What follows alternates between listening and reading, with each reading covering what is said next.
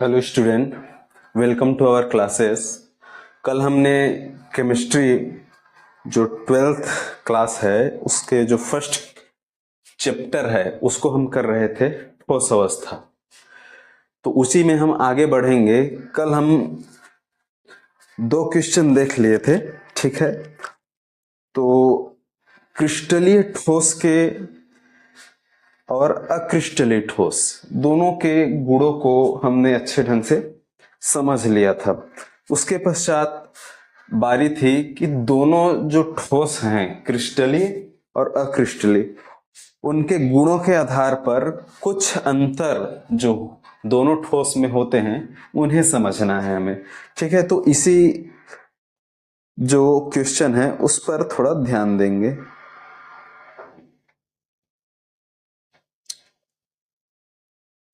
ठीक है, देखिए यहां पर तो यहां पर दिया गया है कि क्रिस्टलीय तथा अक्रिस्टलीय ठोस में 4 अंतर लिखिए। ये प्रश्न महत्वपूर्ण है। आप यहां देख पा रहे हैं कि ये 2012 में आया हुआ प्रश्न है, ठीक है। अब इसके अंतर्गत हम चलेंगे, गुणों के आधार पर अंतर को देखेंगे। देखिएगा, तो सबसे पहला जो अंतर है वो अंतर है ज्यामिति के आधार पर, ठीक है। तो ज्यामिति के आधार पर अंतर देखेंगे। तो कल ही हमने इसको देख लिया था कि क्रिस्टलीय ठोस में ज्यामिति निश्चित होती है, ठीक है, जबकि अक्रिस्टलीय ठोस में जो ज्यामिति है वो निश्चित नहीं होती है, ठीक है। इतनी बातें हैं। अब देखेंगे क्रम।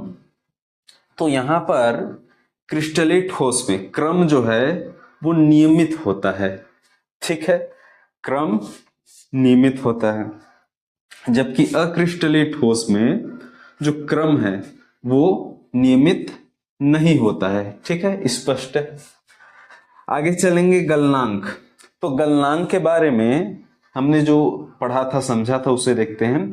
इनका निश्चित व तीक्ष्ण गलनांक होता है। इनका जो गलनांक है वो निश्चित होता है, जबकि यहां पर बताया गया है कि इनका गलनांक निश्चित नहीं होता है, ठीक। आगे देखेंगे शीतलन वक्र। तो ये एक तरह का वक्र है। इस वक्र के बारे में आपको ये बात ध्यान रखनी है कि शीतलन वक्र असतत होता है, ठीक है। क्रिस्टलीय ठोस में शीतलन वक्र असतत होता है, जबकि अक्रिस्टलीय ठोस में जो शीतलन वक्र है वो सतत होता है, ठीक है। यहां पर एक बात और समझा दें कि सतत और असतत का क्या मतलब है।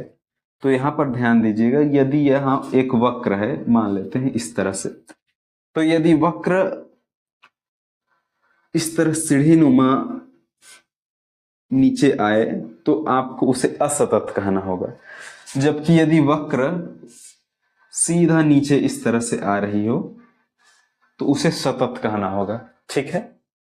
तो ये असतत है और यहां पर सतत है, ठीक है। आगे देखेंगे, अगला पॉइंट जो है वो क्या है।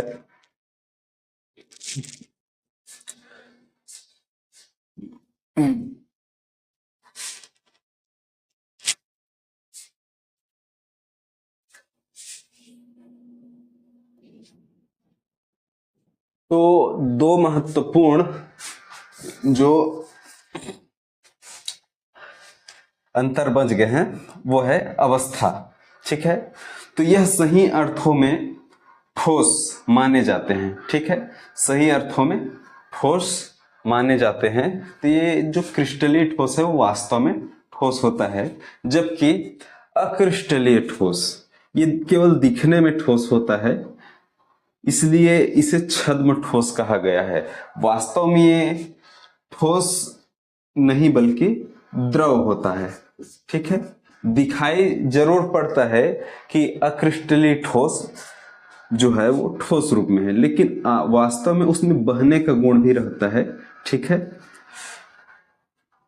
तो इसी को हम आगे समझेंगे इसमें। जैसे कि उदाहरण के रूप में कांच जो है वो ठोस जरूर दिखाई देता है, लेकिन उनमें बहने का गुण पाया जाता है, इसलिए उसे अशीतित द्रव कहते हैं। ठीक है, तो कांच जो है वो अक्रिस्टलीय ठोस के अंतर्गत आता है और उसमें बहने का गुण पाया जाता है, इसलिए यहां पर लिखा हुआ है कि जो अक्रिस्टलीय ठोस है वे छद्म अर्थात छलावा होते हैं, केवल ठोस दिखते हैं, होते नहीं हैं।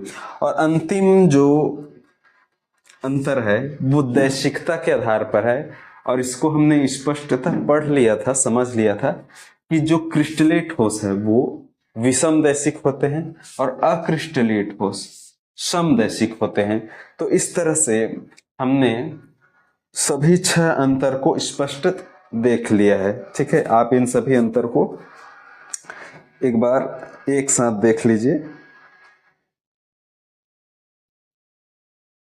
ठीक है, यहां पर देखिए,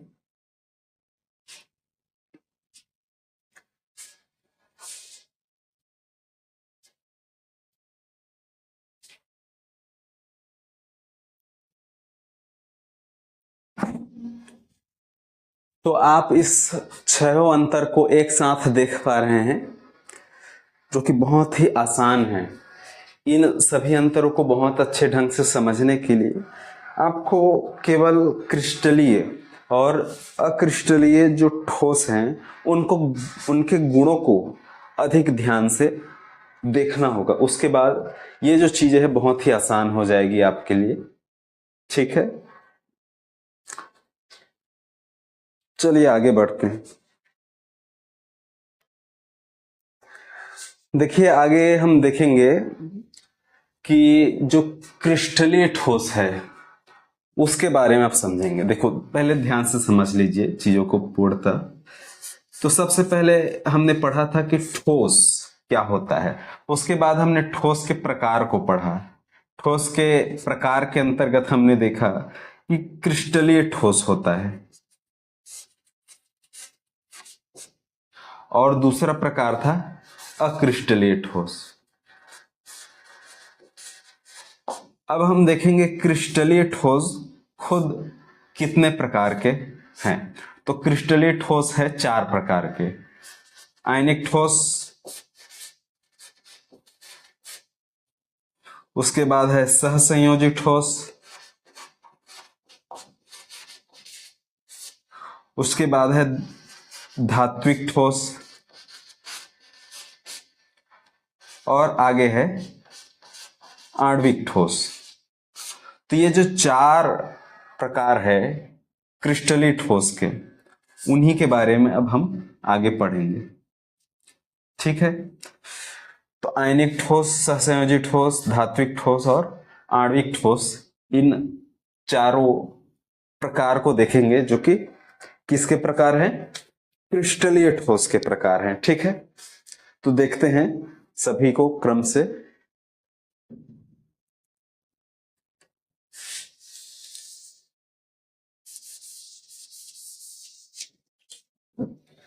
तो बात करेंगे, सबसे पहला जो प्रकार है आयनिक ठोस, जो कि क्रिस्टलीय ठोस के अंतर्गत है। तो इनमें अवयवी कण धन आवेशित तथा ऋण आवेशित आयन होते हैं। स्पष्ट बताया गया है कि अवयवी कण आयन होंगे। यह आयन संपूर्ण क्रिस्टल में नियमित क्रम में व्यवस्थित होते हैं। नियमित क्रम में व्यवस्थित होते हैं। इन आयनों के मध्य प्रबल स्थिर विद्युत आकर्षण बल कार्य करता है। तो जैसा यहां डिफिनेशन में बताया गया है वैसा इमेज में आपको दिखाई पड़ रहा है। देखिए, धनायन है, उसके पश्चात ऋणायन, फिर धनायन, फिर ऋणायन। तो धन और ऋण आयन एक एकांतर क्रम में व्यवस्थित है। तो इसी को बताया गया यहाँ कि धन आवेशित तथा ऋण आवेशित आयन होते हैं जो कि नियमित क्रम में व्यवस्थित होते हैं। नियमित अर्थात एकांतर क्रम में व्यवस्थित होते हैं। और इन आयनों के मध्य जो बल है वो बहुत ही प्रबल बल है, ठीक है, प्रबल स्थिर वैद्युत। तो ये जो प्लस और माइनस के बीच जो बॉन्ड है इसे स्थिर वैद्युत आकर्षण बल कहा गया है, ठीक है। तो यहां पर स्पष्ट दिखाई भी दे रहा है। अब इसके पश्चात आयनिक जो ठोस है उसके गुणों को समझेंगे कि वो गुण कैसे दर्शाते हैं, ठीक है। तो देखते हैं आगे गुणों को। तो देखिए आगे देखेंगे गुणों के बारे में कि जो आयनिक ठोस है उसका गुण कैसे। तो अभी हमने इसका जो चित्र देखा था उसमें दिखाया था कि धनायन है, उसके पश्चात ऋणायन है, फिर धनायन, फिर ऋणायन है, और ये सभी एकांतर क्रम में व्यवस्थित हैं। और इनके मध्य जो बल है वो बहुत ही प्रबल है और उस बल का नाम है स्थिर वैद्युत आकर्षण बल, ठीक है। तो इस तरह से आयन एकांतर क्रम में धन के पश्चात ऋण, फिर धन ऋण धन, तो ये एकांतर क्रम में असल में व्यवस्थित हैं, ठीक है। तो उन्हीं चित्रों को देखते हुए आप इन सभी बिंदुओं को देखेंगे, तब आपको आयनिक जो ठोस है उसके गुणों को समझने में आसानी होगी। तो ध्यान दीजिए आयनिक ठोस के गुण। पहला पॉइंट, उच्च जालक ऊर्जा। ऐसा क्यों बोला गया है? क्योंकि ये धन और ऋण आयन जिस बंध से जुड़े हैं वो अत्यधिक प्रबल होता है, ठीक है, अत्यधिक प्रबल बंध है। उस बंध का क्या नाम है? स्थिर वैद्युत आकर्षण बल। स्थिर वैद्युत आकर्षण बल, स्थिर वैद्युत आकर्षण बल, ठीक है, ये इसका नाम है। आगे चलेंगे, इनका गलनांक तथा क्वथनांक उच्च होता है। ऐसा बात क्यों बोला गया है? क्योंकि अभी हमने देखा ये प्रबल बंध है, तो प्रबल बंध है अर्थात आयनों को दृढ़ता से बांध के रखेगा, और जब आयन दृढ़ता से बंधे होंगे तो गलनांक और क्वथनांक तो उच्च होंगे ही, ठीक है। तो आयन दृढ़ता से बंधे हैं तो गलनांक क्वथनांक उच्च होता है। अगला पॉइंट है, यह कठोर तथा भंगुर होते हैं, ठीक है। यदि आप इस पॉइंट का मतलब समझना चाहते हैं तो आप नमक को इस आयनिक ठोस के अंतर्गत उदाहरण मानकर चलें। तो नमक का गुण आपने देखा होगा कि वो कठोर होता है और उसे दबाने से वो टूट भी जाता है, ठीक है। तो असल में नमक जो है कठोर और भंगुर होते हैं। तो आप यहाँ पर चीजों को समझ पा रहे होंगे। भंगुर अर्थात जो चूर चूर हो जाए दबाने से, ठीक है। तो नमक के साथ यही होता है, उसे दबाने से वो चूर चूर हो जाता है। आगे चलेंगे, आयनिक ठोस ध्रुवीय विलायकों में विलय होते हैं, ठीक है। ये ध्रुवीय विलायक क्या है उसे समझना जरूरी है, ध्यान दीजिए। तो एक उदाहरण लेंगे, जल। जल में क्या होता है कि जल का सूत्र है H2O, ठीक है। तो H2O जल का सूत्र है। बीच का बॉन्ड 104 सेल्सियस मतलब डिग्री के आसपास होता है, ठीक है। तो जो जल है वो ध्रुवीय विलायक है। क्यों ध्रुवीय विलायक है? क्योंकि यहां 3 परमाणु हैं और इनमें से ऑक्सीजन में ऋणायन और हाइड्रोजन में धनायन रहता है, आंशिक वाली, ठीक है।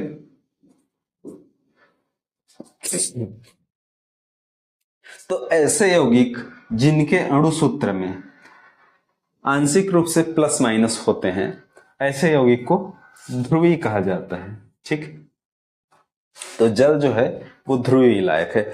और यहां पर स्पष्ट बताया गया है कि ध्रुवीय विलायकों में विलय होते हैं, मतलब नमक जो है उसे जल में विलय हो जाना चाहिए। तो आपको तो पता ही होगा कि जो नमक है वो जल में घुल जाता है, ठीक है। तो इसी बात को यहाँ पर स्पष्ट रूप से बताया गया है कि ध्रुवीय विलायक में ये विलय होते हैं। आगे चलेंगे, अगला पॉइंट जो है वो है ठोस अवस्था में ये कुचालक होते हैं। कुचालक, तो नमक जो है वो ठोस अवस्था में कुचालक है सामान्य, तथा विलयन या गलित अवस्था में विद्युत के सुचालक होते हैं। ठीक है, तो ठोस अवस्था में कुचालक, नमक जो है वो जब ठोस होता है तो कुचालक है, लेकिन वो जब विलयन रूप में हो या गलित रूप में हो तो वो सुचालक होता है। ऐसा क्यों है उसे आपको समझना होगा, ध्यान से समझिएगा, चीजों को समझाया जा रहा है यहां पर। जब नमक ठोस रूप में होता है तो इस प्रकार होता है, उसके आयन स्थिर वैद्युत आकर्षण जो बल है उससे बंधे होते हैं, अर्थात उनके आयनों में गति नहीं होती। किंतु वही आयन जब गलित या विलयन अवस्था में होते हैं, इस प्रकार जैसे कि एक गिलास है, इसमें नमक घोला गया है, तो उनमें जो आयन रहेंगे वो इस प्रकार बंधे हुए नहीं रहते हैं, बल्कि मुक्त होते हैं। उनके जो आयन है वे गति कर सकते हैं।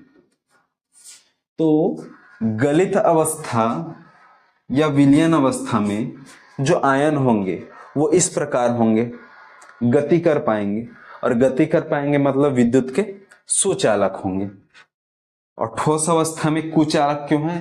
क्योंकि वो इस तरह रहेंगे, जालक रूप में रहेंगे और गति नहीं कर पाएंगे। जब तक आयन गति नहीं करेंगे वे सुचालक नहीं हो सकते। ठीक है, तो ठोस अवस्था में वे कुचालक होते हैं क्योंकि आयन गति नहीं कर पाते, अपने जालक में बंधे रहते हैं, और विलयन तथा गलित अवस्था में सुचालक होते हैं क्योंकि आयन गति कर पाते हैं। ठीक है, तो इतनी सी बात है, इसे आपको समझना चाहिए। अब सबसे अंतिम में बताया गया है कि उदाहरण, इसके उदाहरण के अंतर्गत कौन है? NaCl, यहां पर थोड़ा सा मिसप्रिंट है, NaCl। ठीक है, साधारण नमक का सूत्र है, और NaNO3, तो ये जो 3 है वो स्मॉल रहता है, NaNO3 इस तरह से। ठीक है, तो ये दो उदाहरण है जो कि आयनिक ठोस के हैं।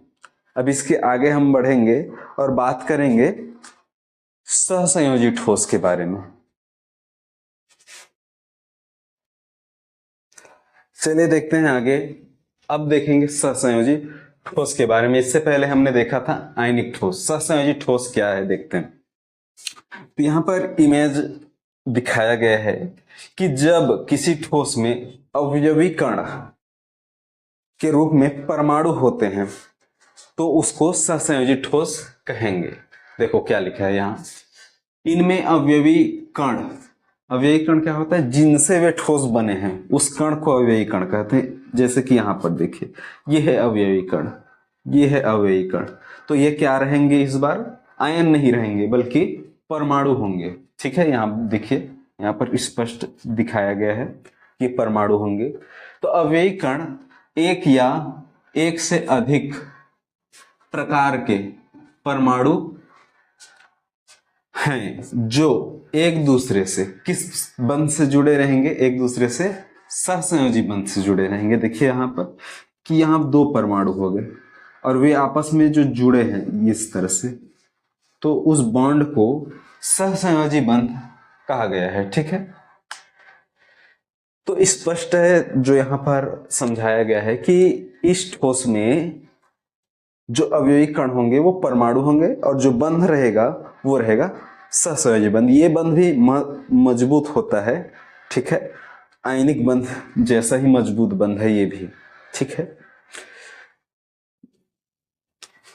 देखेंगे कि इस ठोस के अंतर्गत कौन कौन से उदाहरण। हीरा है, ग्रेफाइट है, सिलिका, और सिलिका का जो सूत्र है वो होता है SiO और 2 स्मॉल। ठीक है, ये सिलिका का सूत्र है, तो ध्यान रखिएगा यहां पर 2 स्मॉल होता है। अब हम आयनिक ठोस के गुणों को समझेंगे इसके पश्चात, ठीक है।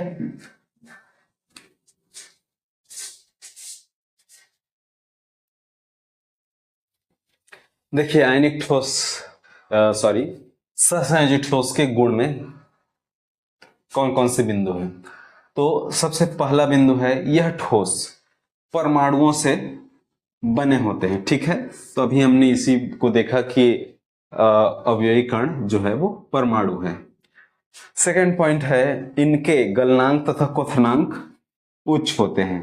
उच्च क्यों? क्योंकि मैंने अभी बताया ना कि जो सहसंयोजी ठोस है वो भी बहुत ही मजबूत बंध बनाते हैं, अर्थात सहसंयोजी जो बंध होते हैं वो बहुत ही मजबूत होते हैं। तो मजबूत बंध मतलब गलनांक और क्वथनांक उच्च होंगे ही होंगे। आगे देखेंगे अगला जो बिंदु है वो है यह विद्युत के कुचालक होते हैं, ठीक है। क्योंकि सहसंयोजी ठोस जिस बंध से जुड़े होते हैं, सहसंयोजी बंध से, वो बहुत ही मजबूत बंध है। तो चित्र में हमने अभी देखा था कि जो परमाणु है वे आपस में दृढ़ता से बंधे हुए थे, ठीक है। तो परमाणु आपस में बंधे हैं और साथ ही साथ वे उदासीन भी होते हैं।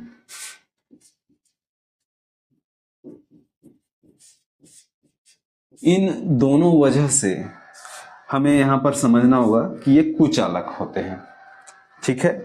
सहसंयोजी ठोस के कुचालक होने के दो कारण हैं। पहला, वे बंधे हुए हैं, ठीक है, वे बंधे हुए हैं, और दूसरा उनके अवयवी कण उदासीन हैं। ये दो कारण है जिसकी वजह से कुचालक है। यदि वे मान लेते हैं बंधन से मुक्त हो जाए तो भी वे कुचालक ही कहलाएंगे, क्योंकि वे उदासीन हैं।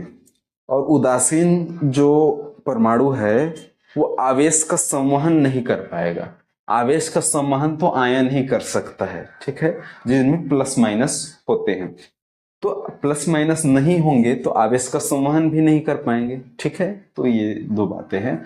और जो ग्रेफाइट है वो इसका अपवाद रहेगा, क्योंकि ये सुचालक होते हैं, ग्रेफाइट। अब ये सुचालक क्यों होते हैं, इसका कारण असल में 11th में स्पष्ट रूप से बताया गया है कि ये सुचालक इसलिए होते हैं क्योंकि इनमें संकरण पाया जाता है। और संकरण कौन सा संकरण? तो sp2 संकरण होता है इनमें, ठीक है, ध्यान रखिएगा। तो sp2 संकरण की वजह से जो ग्रेफाइट है, असल में जो ग्रेफाइट वो कार्बन ही होता है, ठीक है। तो कार्बन जो है उनमें sp2 संकरण यदि है और वो ग्रेफाइट है तो उनमें sp2 संकरण की वजह से एक इलेक्ट्रॉन उनमें मुक्त होते हैं। अतः जो ग्रेफाइट है वो विद्युत के सुचालक होते हैं। उनमें एक इलेक्ट्रॉन मुक्त इलेक्ट्रॉन होते हैं ग्रेफाइट में, ठीक है। आगे देखेंगे यह ध्रुवीय विलायक में घुलनशील नहीं होते हैं, ठीक है। तो ध्रुवीय विलायक क्या होता है इससे पहले मैंने आपको समझा दिया है, और यहाँ स्पष्ट रूप से बताया गया है कि ये जो है ध्रुवीय विलायक में विलेय नहीं होते हैं। इससे पहले जो हमने समझा था आयनिक ठोस के बारे में, तो आयनिक ठोस के बारे में स्पष्ट बताया गया था कि आयनिक ठोस ध्रुवीय विलायक में विलेय होते हैं और सहसंयोजी ठोस ध्रुवीय विलायक में विलेय नहीं होते हैं, ठीक है। तो बस इतनी सी बात है। अब इसके पश्चात हम धात्विक ठोस में जाएंगे, जो कि धातु ही होता है। आप धातु को ही दिमाग में रखकर चलिएगा तो चीजें बहुत अच्छे ढंग से समझ आएगी।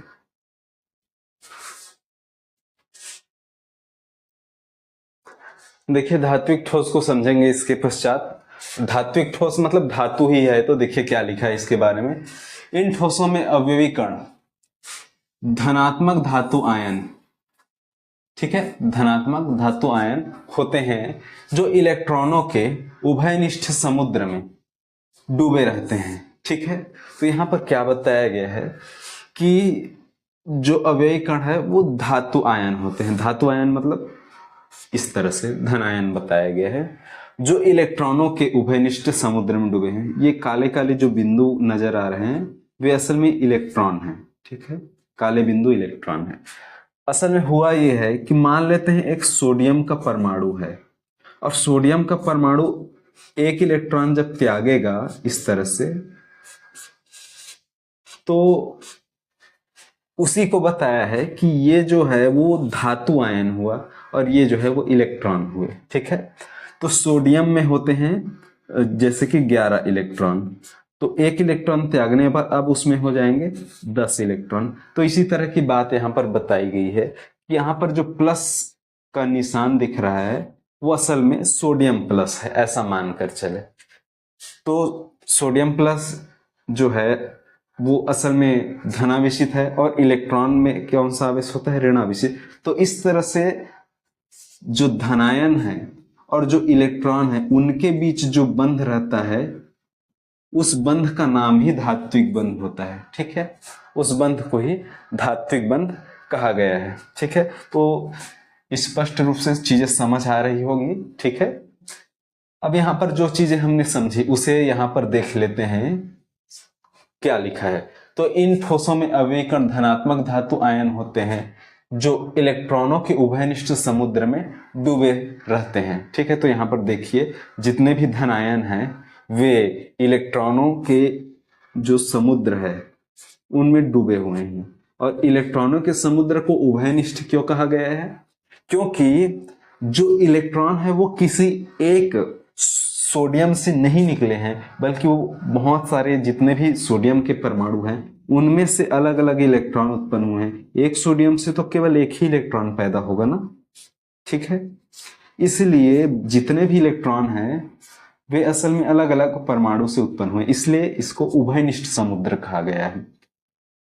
इन ठोसों में धातु आयन, ठीक है, धातु आयन मतलब जितने भी धन दिख रहे हैं उसे कहा गया, तथा इलेक्ट्रॉन के मध्य प्रबल आकर्षण बल होता है। कौन सा बल है यहाँ पर देखिए, जिसे धात्विक बंध कहा गया है, ठीक है। तो जो भी बातें यहाँ लिखी है वो इस चित्र में समझ आ रही है और उसे समझाने के लिए मैंने ये उदाहरण भी आपको दिया है, ठीक है। अब इसके गुणों को देखेंगे तो धात्विक ठोस जो हम देख रहे थे उसके गुण को देखते हैं जल्दी जल्दी, ठीक है। धात्विक ठोस मतलब धातु ही है ऐसा मानकर चले, जल्दी जल्दी चलते हैं।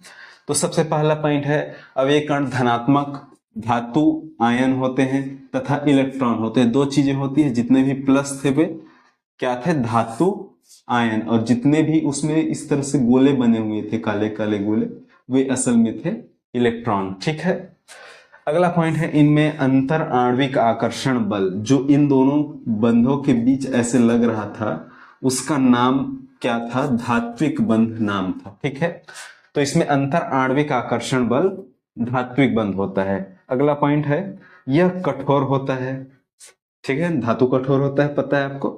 आघात वर्धनीय होता है मतलब पीटने से फैलता है, और तन्य होता है अर्थात उससे तार भी खींचे जाते हैं। अगला पॉइंट है मुक्त इलेक्ट्रॉन की उपस्थिति के कारण इनमें धात्विक चमक होती है, ठीक है। तो जितने भी धातु हैं उसकी सतह चमकीली दिखाई देती है क्योंकि सतह पर मुक्त इलेक्ट्रॉन होते हैं। जो काले काले बिंदु दिखाए गए थे वे धातु की सतह पर उपस्थित होते हैं, ठीक है। अगला बिंदु है यह ऊष्मा तथा विद्युत दोनों के सुचालक होते हैं, अर्थात दोनों को संवहन करते हैं। ऊष्मा को भी एक स्थान से दूसरे स्थान तक पहुंचा सकता है और विद्युत को तो प्रवाहित करता ही है, ठीक है। अंतिम पॉइंट है ये है इनमें प्रत्यास्थता का गुण पाया जाता है, प्रत्यास्थता, ठीक है। और प्रत्यास्थता क्या होता है, तो एक प्रकार से वो तन्य गुण ही होता है, ठीक है। हालांकि तन्य से थोड़ा अलग चीज है, किंतु आप समझने के लिए इतना समझ लीजिए कि जिस प्रकार रबर को खींचने पर लंबा हो जाता है, उसको छोड़ेंगे तो फिर से अपने जितनी उसकी लंबाई थी उस अवस्था में आ जाती है। तो इस जो गुण है रबर में उसी को तन्यता कहते हैं, मतलब सॉरी प्रत्यास्थता गुण कहते हैं। तो प्रत्यास्थता और तन्यता लगभग एक ही गुण है, मतलब अपने प्रारंभिक अवस्था में लौट आना, ये असल में प्रत्यास्थता है। अब हम इसके बाद आणविक ठोस को देखेंगे जो कि बहुत ही छोटा है, जल्दी देख लेते हैं उसे भी। तो आइए देखते हैं आणविक ठोस के अंतर्गत क्या बातें यहां पर बताई गई है। तो आणविक ठोस में आप यहां चित्र से ही पहले चीजों को समझिए। आप यहां पर देखिए कि इस बार जो अवयवी कण है वो अणु रहेंगे, और अणु क्या होता है, अनेक परमाणुओं का समूह। जैसे कि यहां पर देखिए कि अनेक परमाणु मिलकर जो संरचना बनाए हैं उसे अणु कहा गया है, ठीक है। और अनेक अणु आपस में जुड़े हुए हैं, तो जैसे कि ये अणु और ये अणु आपस में जुड़े हैं, तो यहां पर जो बंध है वो अनेक तरह से हो सकते हैं। जैसे कि यहां पर वान डेर वाल बल से जुड़ा हुआ है। तो देखिए क्या बताया है यहां पर, अब पढ़ते हैं। इन ठोसों में अवयवी कण अणु होते हैं, ठीक है। इन अणुओं के मध्य विभिन्न प्रकार के अंतर आणविक आकर्षण बल में से कोई भी बल हो सकता है। तो यहां पर कोई भी बल हो सकता है। कौन कौन से बल हो सकते हैं यहां पर देखते हैं। जैसे दुर्बल वान डेर वाल्स या द्विध्रुव आकर्षण बल भी होता है, और हाइड्रोजन बंध। इन तीन बंधों में से कोई भी बंध हो सकते हैं जो कि अणुओं को बांध कर रखते हैं। और आणविक ठोस के अंतर्गत दो उदाहरण दिया गया है, एक बर्फ है और एक आयोडीन है, ठीक है। अब हम इसके पश्चात आणविक ठोस के गुणों को देखेंगे, लेकिन गुण को पढ़ते वक्त समझते वक्त एक बात ध्यान रखिएगा कि आणविक ठोस में ये जो बंध है वो बहुत ही दुर्बल है। तो दुर्बल बंध वाले ये ठोस होते हैं। तो आइए देखते हैं कि आणविक ठोस के अंतर्गत कौन कौन से गुण हैं। सबसे पहला गुण है कि ये ठोस अणुओं से बने होते हैं, ठीक है। तो अभी हमने चित्र में इसी को देखा कि अणु अवयवी कण है। सेकेंड पॉइंट है यह ठोस नरम होते हैं, कोमल होते हैं, मुलायम होते हैं, ठीक है। आगे है इनके गलनांक तथा क्वथनांक निम्न होंगे। गलनांक भी कम होगा, क्वथनांक भी कम होगा, क्योंकि उनमें जो बंध था वो दुर्बल था, जैसे कि दुर्बल वान डेर वाल बल था। और आगे पॉइंट है यह ऊष्मा तथा विद्युत के कुचालक थे। दोनों ऊष्मा तथा विद्युत दोनों के कुचालक होते हैं ये। और अंतिम पॉइंट है ये वाष्पशील होते हैं। वाष्पशील क्यों? क्योंकि बंध दुर्बल है, दुर्बल बंध है तो वाष्प के रूप में उठने की प्रवृत्ति अधिक है, ठीक है। प्रबल बंध हो तो ऊपर उठने नहीं देता है, क्योंकि दुर्बल बंध है तो वाष्प के रूप में ऐसे उड़ सकते हैं, ठीक है। तो इस क्लास में बस इतना ही, आगे की चीजों को अगले क्लास में हम देखेंगे, ठीक है।